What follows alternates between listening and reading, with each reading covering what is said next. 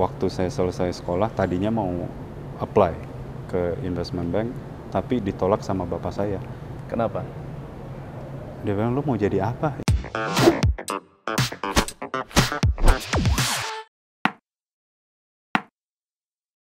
Teman-teman, hari ini saya ada tamu istimewa, Pak Reno Barak, yang akan sharing bareng-bareng dengan Behind the Business. Jadi channel kita ini Behind the Business. Oke. Namanya Behind the Business. Jadi kita mau banyak cerita tentang business owner, diundang ke channel ini, lalu kemudian banyak sharing tentang background dan pengalaman mereka, UKM Siap. ataupun ini.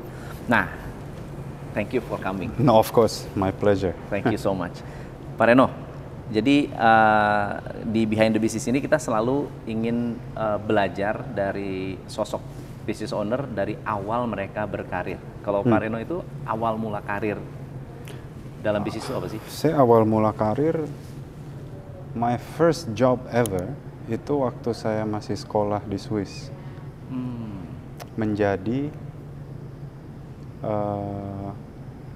kalau nggak salah, my employer itu adalah orang yang merekrut student untuk sekolah di luar negeri. Nah, dia ada file, berantakannya setengah mati, di Mac. Zaman dulu nih, tahun 98, saya disuruh pakai Mac. Jadi belajar dulu Mac sebelum kerja. Jadi setelah kita selesai sekolah, sekitar jam 3, jam 4 sore, saya sekitar 3 atau 4 jam kerja di tempatnya dia. Dan kebetulan banget cuman 10 menit dari asrama saya. The pay was good. 1 jam saya dapat 10 franc. 100.000 lah. Okay. Saya lebih waktu itu, mungkin 130.000 lah gitu. Dan seminggu 3 kali, jadi bisa kerja sebanyak 12 jam kurang lebih. Not a bad thing for a student. Waktu itu kan umurnya masih berapa? 14 apa? 15 apa? I mean it's a bukan official job just part time. Cuman suruh bantu-bantu, dan mungkin dia juga pikir ya udahlah daripada nganggur, you can make some bucks gitu. Dari situ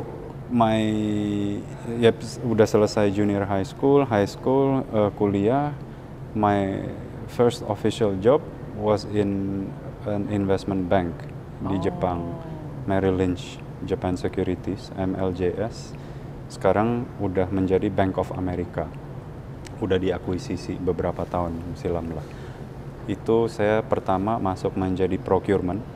Has nothing to do with investment. Jadi procurement ya beli aset, beli barang, komputer, pensil, untuk office berarti anything. Dan di office itu ada 2.300 karyawan kalau nggak salah untuk di Merrill Lynch Tokyo-nya. Jadi ya cukup banyak ya, banyak inilah. Kalau misalkan kayak beli notes yang buat post-it gitu, post-it kan semuanya pasti perlu. Nah, kalau kayak gitu bargaining power-nya lebih gede, jadi diskonnya lebih gede. It's quite simple lah, straightforward. Tapi yang saya, ini intermezzo aja, yang saya kaget, di setiap bawah meja itu ada tas kayak military tas, kayak gym bag, warnanya yang ada yang orange, ada yang hijau neon, ada yang pink, pokoknya yang ngejreng deh. Di das saya juga ada, ya tanpa saya tanya semua lihat, oh ada ya, saya buka, ternyata survival kit. Di Jepang.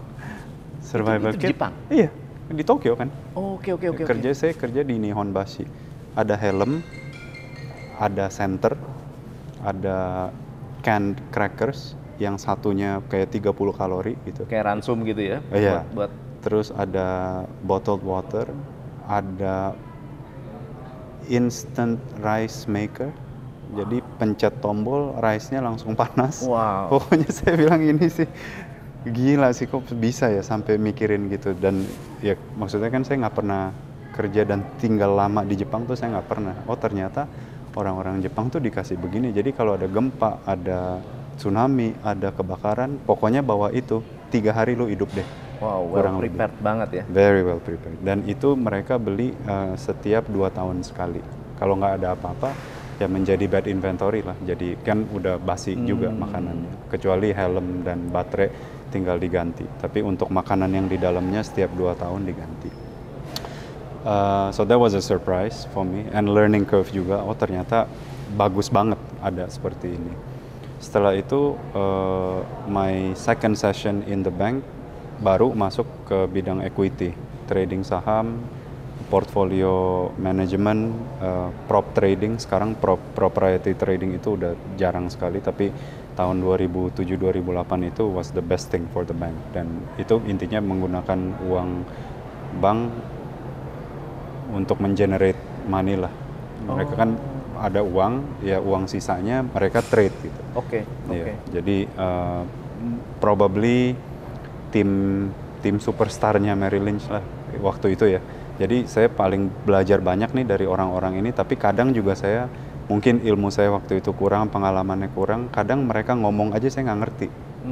Karena it's so advanced gitu. Apa sih yang mereka ini hitung gitu. Terus saya kadang dikasih tahu gini loh, structure-nya bikin gini, nanti ganti forex-nya ke sini terus balikin lagi. Untung kan, wah gila banget ya gitu. Kayak otaknya tuh udah kayak robot gitu. Oh pantesan, dan di prop trader itu cuman sedikit sekali.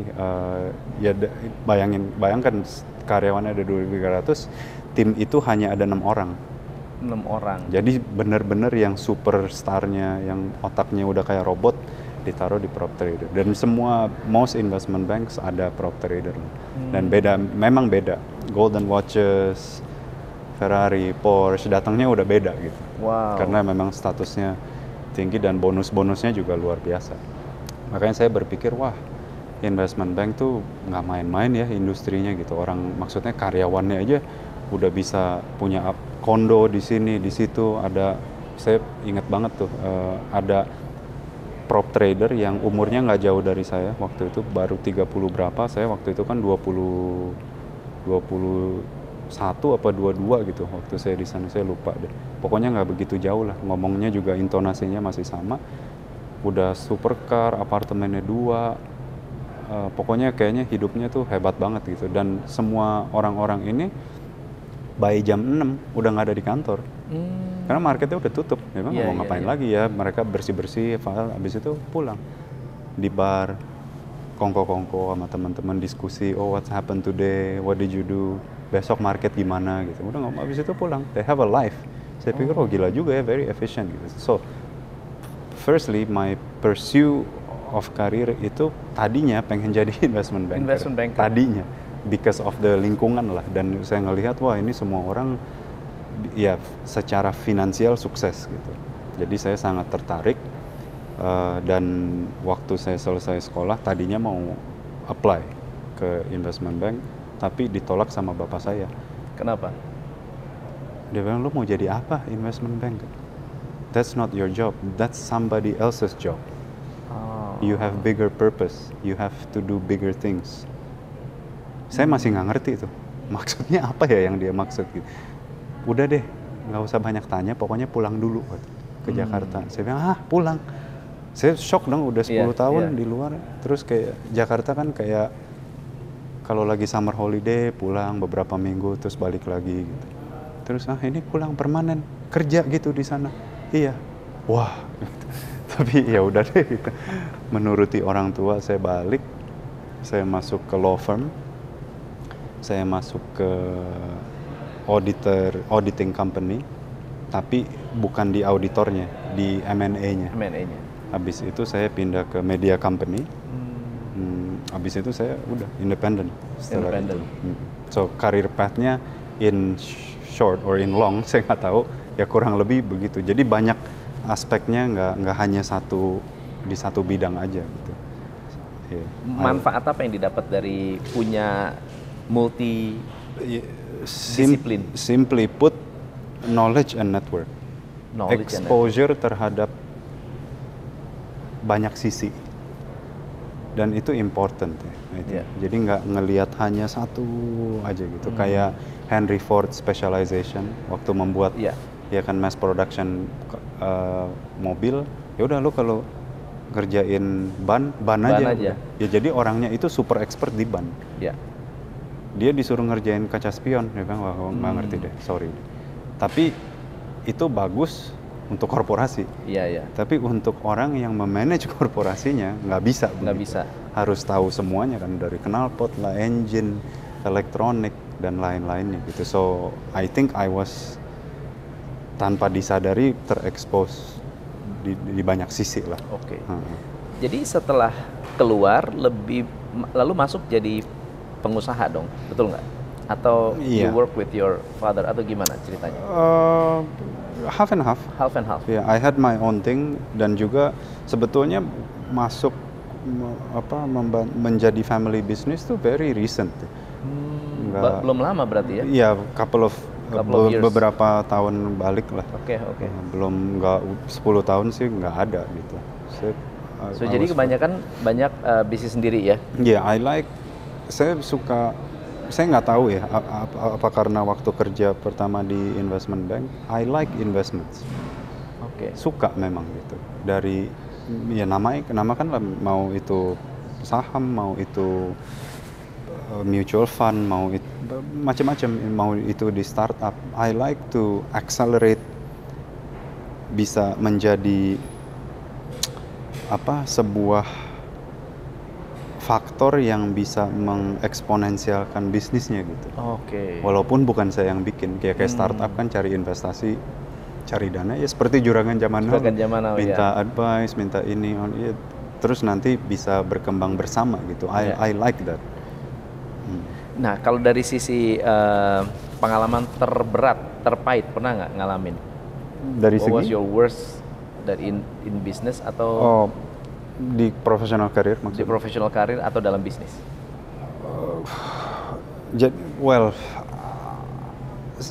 Saya atau bisnis yang gagal?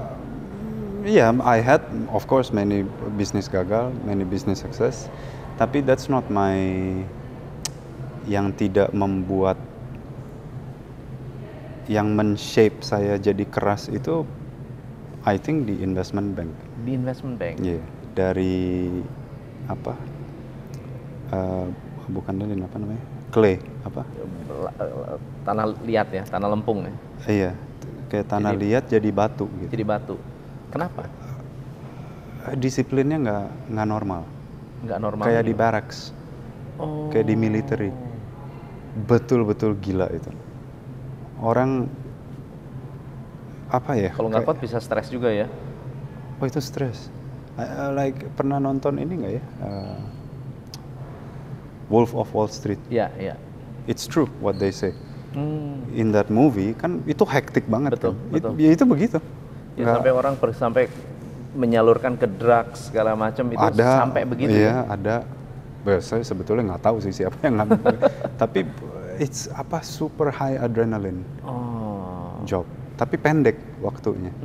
Ya kan, ada lunch break 1 jam, setelah itu sampai jam 3 udah market finish ya udah. Apa sih yang mereka lakukan sebenarnya?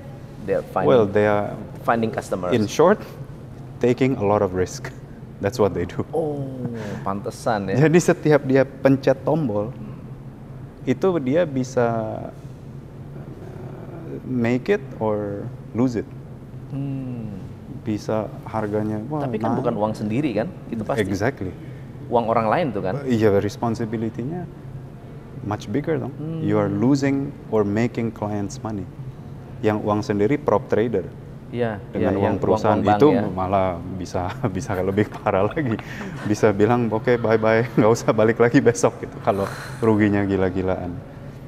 Waktu saya ada di Jepang, saya lupa ya. Saya tuh pernah baca berita dan menjadi topik yang viral banget, walaupun itu sosmed belum ada. Ada orang yang masukin nolnya 1 salah, jadi kebanyakan. Wow. And it costed him his career.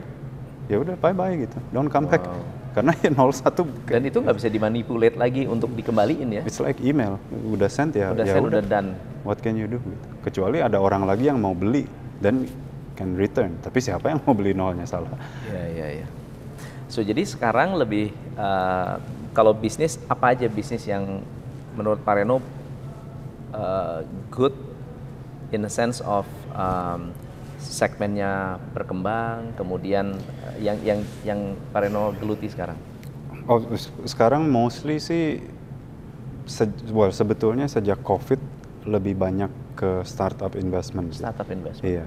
Jadi just like juragan zaman now, banyak orang yang memulai bisnis Iya. karena pandemi, ada yang kena layoff, bikin startup dan lain-lain. Dan because we had so much downtime during COVID, ya bisa connect lagi sama orang walaupun secara digital ya. Iya. Hey, how are you? Lagi ngapain? Sibuk ngapain? Jadi bisa ada komunikasi Ada lagi. komunikasi Kalau dulu lagi. kan ya sibuk sendiri-sendiri. Jadi dengan adanya silaturahmi seperti itu ya timbullah opportunity. Makanya silaturahmi it's quite important Very lah. good, very It's quite important ya. Nah. So di Juragan Zaman Now, apa motivasi Pak Reno sih Pak? It's very a good project. Tapi Well, banyak orang yang bertanya apa sih motif terdalamnya? Iya, jadi simply put, waktu COVID mulai, kita berkesempatan, saya sama istri berkesempatan tinggal di Jepang 4 bulan lah, cukup lama. Oke. Tadinya cuma mau liburan akhir tahun, Jepangnya tutup. Oh, Ya kita ya udahlah nggak bisa pulang, bagaimana mau pulang. Terus dipikir-pikir juga pulang juga semuanya Zoom. Jakarta Tokyo beda time lag-nya 2 jam. Ya oke, we can live with it. Dan ya kita kadang saya sambil jalan Zoom, kadang di rumah Zoom, tapi business was running at Yeah. that time. Terus saya pikir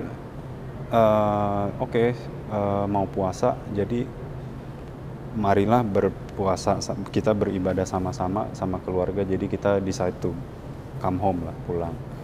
Waktu pulang, kan Jepang nih kayaknya tuh, saya sama istri waktu di Jepang bener-bener geleng-geleng kepala. Deket rumah kita ada bangunan lagi dibangun.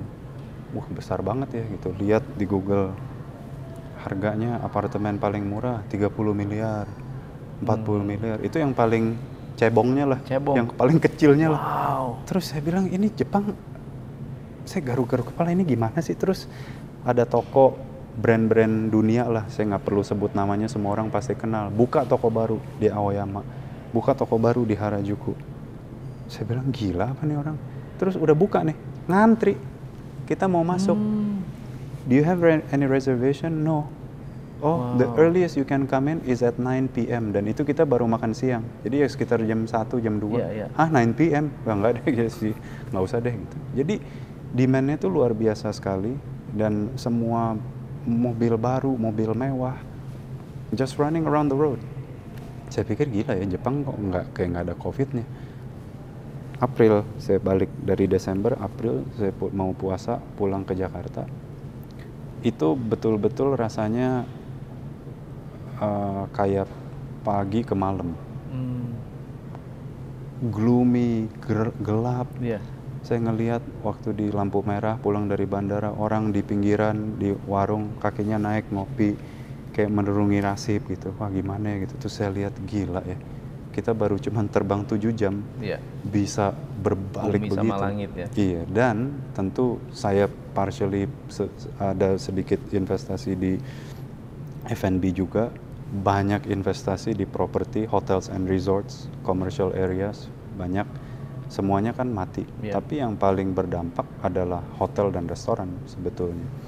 Jadi ide Juragan ini sebetulnya lahir antara diskusi saya dan bapak saya. Waktu berdiskusi, well, what do we do with the hotels, with the restaurants, bla bla bla. Saya pikir ya kalau punya kita sih patut dilanjutkan. I mean it's not a bad business. Kita bisa bertahan, bagus kita bisa bertahan. Iya. Bagaimana yang lain? Nah dia bilang, kenapa lu nggak bantu? Maksudnya, ya bantulah, kasih dana. How? Banyak sekali, jutaan setiap hari, ada yang tutup puluhan, ratusan.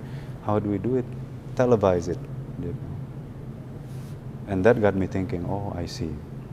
Terus di rapat Metro TV yang kita suka adakan setiap bulan sama-sama, ya disitulah mulai diskusi. Teman-teman, kita punya ide nih. Bisa nggak bikin program kayak gini? Ini program yang mulia loh, bantu orang loh katanya. Oh ya oke Pak, bisa Pak. Nah kita garapin, habis itu saya meeting sama working team ya, sama teman-teman semua di sini, ya workable. Jadi ya daripada kita membantu orang udah baik, tapi kalau bisa membantu sambil mengajar, bukannya kita mau sok pinter ya, tapi sekalian membantu kan kita bisa tahu problemnya apa, solusinya apa. Mungkin yang nonton juga bisa lebih kasih advice lebih bagus gitu dari kita, tapi setidaknya kita kasih that opportunity kepada para juragan dan kepada para pemirsa juga. So that's how it started. Wow, luar biasa. Kita nggak pernah ini ya kasih tahu. Nggak pernah tahu. Kita cuma taunya ada program, lalu udah jalan aja. Wow, it's a very ini ya, touching banget ya. Jadi karena di Jepang kelihatannya kayak nggak ada masalah, di Indonesia jauh banget dan memang saya juga kan di lapangan ya, lihat benar-benar susahnya mereka, nggak bisa nggak punya ide sebetulnya untuk bisa survive, itu memang sulit sekali. Nah itu saya betul-betul merasakan, kan saya 96, 97 masih sekolah di sini waktu kerusuhan. Itu saya nggak tahu ya, waktu saya landing mungkin momennya emang lagi nggak tahu bagaimana, maybe the energy was there. Waktu saya ngelihat, kesentuhan hatinya tuh sama seperti kayak waktu krisis. Kayak kok like restless, uneasy. Something is not right gitu. Betul. Nah itu saya betul-betul merasakan sama istri saya, bilang, kok kayaknya nggak enak ya gitu. Kenapa ya? Something is wrong with this country gitu. Dan kayaknya tuh gelap banget, energinya nggak ada energi. Lalu waktu di Juragan Zaman Now kan sebenarnya kan Metro TV bisa membuat sebuah program, lalu bikin kayak Shark Tank. Shark Tank kan nggak ada mentor ya. Kita kalau dari mata kita lihat TV memang mirip sih. Mirip ya. Tapi secara format sih beda. Sangat-sangat berbeda sih. Bener. Tapi apa yang memotivasi kru atau Pak Reno waktu itu ada mentor itu memang waktu itu sudah ada plannya memang begitu. Maksudnya terciptakan dari diskusi lah. Karena kan awalnya yang panelisnya siapa? Sementara cuman saya sendiri. Wah gimana ya gitu. Terus ini nanti pesertanya banyak banget dan nggak mungkin juga sendiri dan lawan hundreds of people. Ya udah panelisnya kita tentukan. Tadinya awalnya 3, saya bilang kurang, harus jadi 4. Nah tapi ini orang sibuk semua loh, saya bilang. Ini gimana memanagenya? Let's put a bridge. Siapa yang bisa menengahi ini? Dan kita nggak mungkin kalau kita urusin, ya we cannot do anything else. Gitu. Benar. Dan kita juga nggak mungkin tanya 3 other panelis untuk melakukan ini, kan nggak enak juga. Gitu. Benar.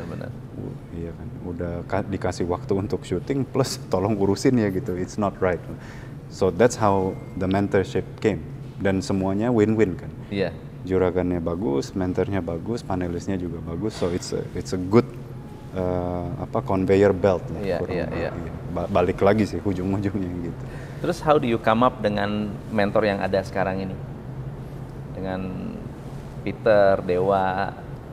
Karena season 1 100% fokus di F&B, ya kita cari yang F&B lah. Yang sudah menguasai ya. Iya dong, we have to learn from the best, ya kan. Yang benar udah ngerti industri, lapangan, technicality, vendor, supply, ya semua lah. I think it's very important. Dan ya fortunately kan season 2 kita sedikit keluar dari F&B, saya rasa bolehlah kasih kesempatan ke industri lainnya. Ya insya Allah kalau bisa tembus ke season 3, 4 dan seterusnya, mungkin kita bisa membuka kesempatan kepada industri lain ya. Oke. Kalau Pak Reno lihat dengan adanya mentorship itu apa sih yang berbeda dari sebelum mendapatkan mentoring dan sesudah mentoring, kan melihat ya? Oh iya, itu sih ya saya rasa semua orang bisa lihat lah ya. Tapi especially us, mungkin kalau di video di konten episode 1 babak penyisihan ya, mungkin viewers nggak bisa melihat bagaimana prosesnya. Kita sebagai panelis and you and juragans especially yang mengikuti proses tersebut, kita sih sangat merasakan. Benar-benar beda. Maksudnya waktu awal datang masih mentah, kayak wah nih ide nggak jelas nih, wah nih produk nggak jelas nih mau dibawa kemana. Tapi on the second chance, setelah ada babak eliminasi dan mereka datang to repitch their ideas, dari bahan udah jadi baju gitu loh. Kurang lebih bisa dipakai lah. Bisa dipakai. Kalau awal ketemu, buat saya ilustrasinya ya kayak ada kain, sarung, ya dibalut-balut aja deh gitu. Tapi bagus nggak kainnya? Ya bagus. Nah sekarang kainnya udah jadi baju, bisa dipakai. Wah, keren. Kita kan hari ini ada beberapa yang suami istri. Kemarin juga Iya, suami istri. banyak ya kebetulan. Peranan istri itu besar nggak sih? Atau Pak Reno setelah menikah tuh ada beda nggak sih? Ya well, gini ya, everybody goes through different journey. Iya. Saya nggak tahu apakah ini, I mean just the energy or it is what it is.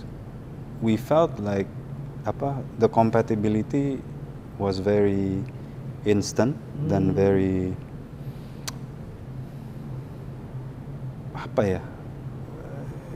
it's very well done gitu. Jadi dan saya suka berpikir does it apply to everybody or not? Iya, karena tadi kemarin pasangan-pasangan kompak banget dan Iya. ya. This time kompak. Tapi ada juga yang ya maksudnya kan semua orang berpartner in life ceritanya beda-beda. Ada yang dijodohin, ada yang harus nikah. Iya, everybody Betul. has their own story lah. Dan saya juga awalnya nggak ada rencana, terus tiba-tiba bisa nikah dalam waktu singkat. And this is all, I mean, it's again compatibility ya. I think jadi in my sense semua partner berbeda-beda, tapi yang kebetulan datang ke Juragan ini, it seems like they are not only great in life tapi also in business. In business. It seems like ya, kelihatannya begitu karena dari journey first pitch dan second pitch seems to be doing okay. Iya. Seems to be. Dan saya rasa it should be that way. Harus saling mengisi. Iya kan, apa yang kurang. Jadi ya artinya orang yang ada di pasutri yang ada di JJN ini yang mungkin udah melakukan itu, yang saling mengisi. Keren. 2022 ke 2023, what's your goal? Well, it's 1 month left. Yeah, 1 month left. It's 1 month left. Tapi 2022, I think not only for me, I think I can speak on behalf of many people. Saya rasa in a way it's a good year. Kenapa? Karena kita akhirnya bisa melihat cahaya at the end of the tunnel. Kayaknya COVID, wah gila berapa lama? Infected so many, vaksin nggak jelas, Bener. travel semua tutup. Jepang akhirnya udah buka, Thailand udah buka. I mean slowly but surely ini ya we are kind of returning to our normal state of life. Yeah. But unfortunately, due to so many aspects, inflation, potential recession, the ongoing Russian-Ukrainian war, all the issues itu yang seharusnya ekonominya naik ini agak flat top lah. I wouldn't say flat top, flat down sebetulnya, rada-rada decreasing gitu. Yang naik sekarang hanya komoditi. Betul. Saham turun, Bitcoin, forget Bitcoin. I mean cryptocurrency, NFT, forget it. Itu udah down the sink, but I'm sure it will come back again. Tapi ya kita harus ada yang kayaknya udah ada cahaya nih gitu. Itu exit ya. Waktu kita nyampe, ternyata bukan exit. It's just an emergency exit. Exitnya masih di sana lagi. Gitu. Ya, tapi setidaknya we saw some lights. Jadi ada keringanan lah. Well, at least COVID sekarang udah di-treat kayak orang kayak ya males lah gitu. Kena COVID, ya males lah. Kalau kemarin kan kena COVID, wah, oh my God, you're gonna die gitu. Yeah. Kalau sekarang, aduh, gua harus isoman deh 10 hari. So that's a drastic difference kan. Benar. Jadi ya positif lah in a way gitu. Kalau kena COVID, oh ya udahlah isoman habis 10 hari ya balik lagi aja gitu. Well, at least you're not gonna die. Jadi that's a big step ahead. So hopefully 2023 we all don't know what's gonna happen. Tapi we hope ya bisa overcome inilah economic turmoil ya dengan stabil. Dan pasti sebetulnya di saat-saat seperti ini yang banyak opportunity. Banyak opportunity, exactly. Saya sebetulnya selalu ingat. Actually my fundamental knowledge di investing itu saya dapat banyak dari, of course, Berkshire Hathaway, Warren Buffett and Charlie Munger. So I read a lot, I listen a lot from them karena investment kan kayak seni kan. It's like an art. Semua orang punya cara yang berbeda, punya approach yang berbeda. Kebetulan I like value investing, core investing. Jadi lebih ke fundamentalist seperti yang Berkshire Hathaway lakukan gitu. Discounted cash flow and weighted average cost of capital dan semua all the technicalities aside, saya suka dengan cara mereka berpikir.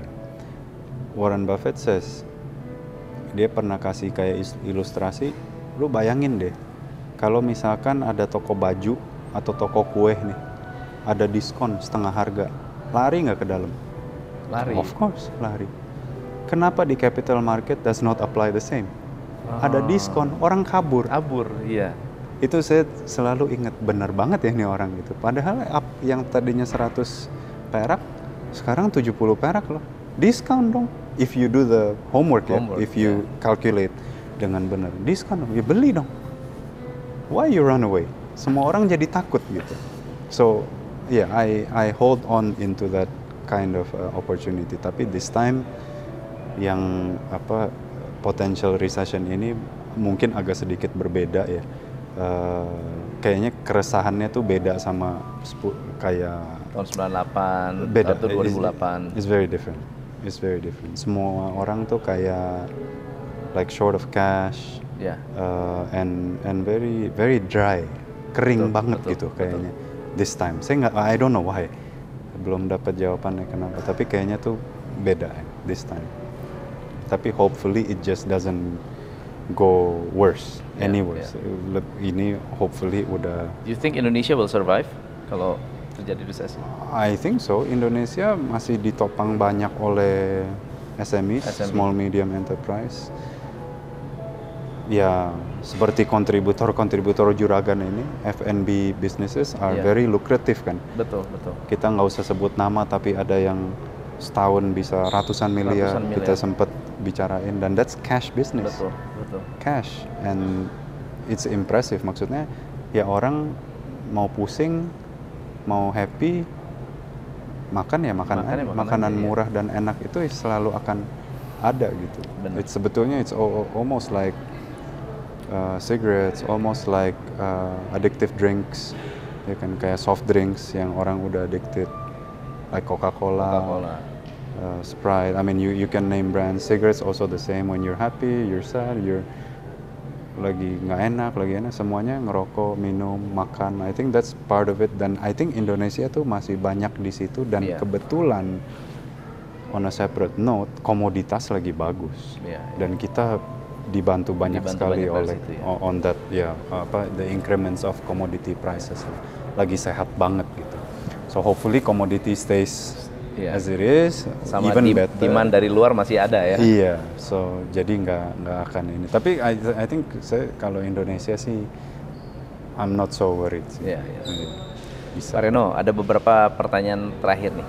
Nomor 1 adalah, how do you value a company seperti UKM yang laporan keuangannya seperti itu? How do you value?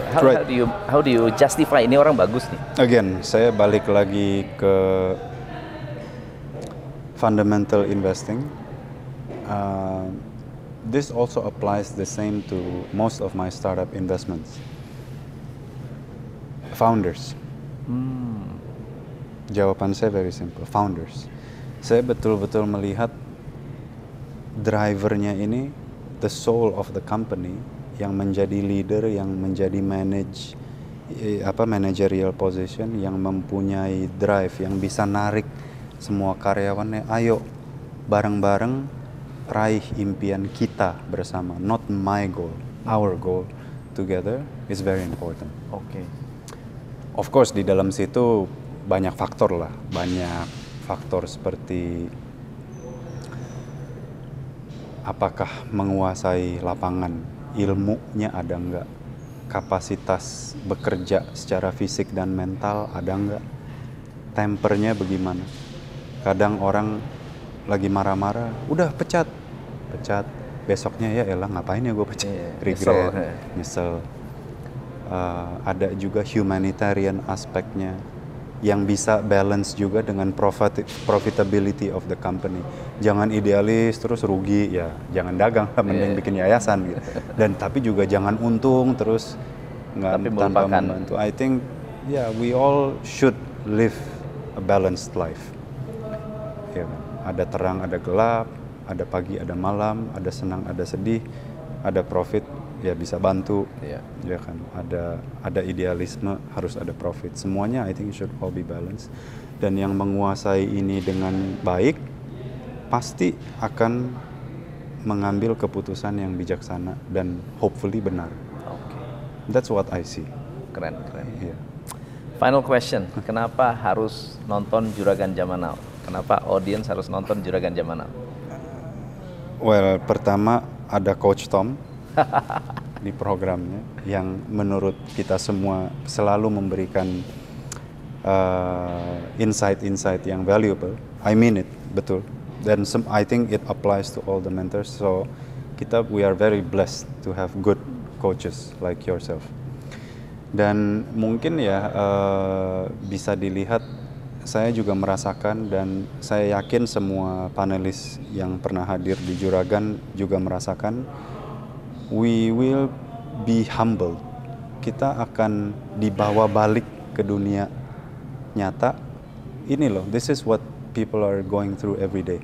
Semua orang punya masalah masing-masing. Of course kita punya masalah masing-masing dalam pekerjaan, dalam menyelesaikan masalah, kasus, we all so many problems. Tapi when you look at other problems yang mungkin financial capability-nya jauh di bawah kita, but they still survive, they still meet their ends gitu, masih bisa survive, tapi kayak masih aja lincah gitu nyari jalan. Terus dengan adanya kondisi, ditinggal suaminya lah, anaknya harus sekolah, nggak ada biaya tapi harus jualan. Common problems, tapi kadang kita lupa. Karena kita sibuk. Dan I'm sure penonton Metro itu segmennya yang udah levelnya manajer ke atas lah, setidaknya that's the data that we have. Mostly decision makers dan yang mempunyai anak buah. Jadi levelnya udah ada di situ. I think it will be good for yourself to nonton dan be reminded bahwa we are in the end all human. Semua orang have their problems, big or small, tapi we all have to find our way out. And I think one of my top keyword adalah humble. Itu satu. Kedua, jangan lihat dari size of the business. I think we can learn a lot from UMKM. Not only in work, di dalam proses kerjanya dia, tapi dalam hidupnya dia, bagaimana dia bisa bertahan. Perseverance, very important word. Kegigihan Kegigihan itu sangat-sangat penting. Dan setiap episode pasti ada sesuatu yang saya setidaknya bawa pulang. Hari ini kurang lebih begini ya gitu. Topiknya buah yang kita petik, yang kita taruhlah dalam kantong, kita jangan lupa nih gitu. Menjadi sebuah pembelajaran gitu. Buat kita. Wow, keren banget. Pak Reno, thank you so much. Thank you. Thank you for been having an honor. Dan saya yakin teman-teman akan dapat banyak banget story dari behind the scene Juragan Zaman Now, dan semoga acaranya akan sukses luar biasa. Amin. I'll see you, Coach. Next week. Next week. Great. Thank you, Pak Reno. Thank you so much. Hanya di Top Coach Indonesia.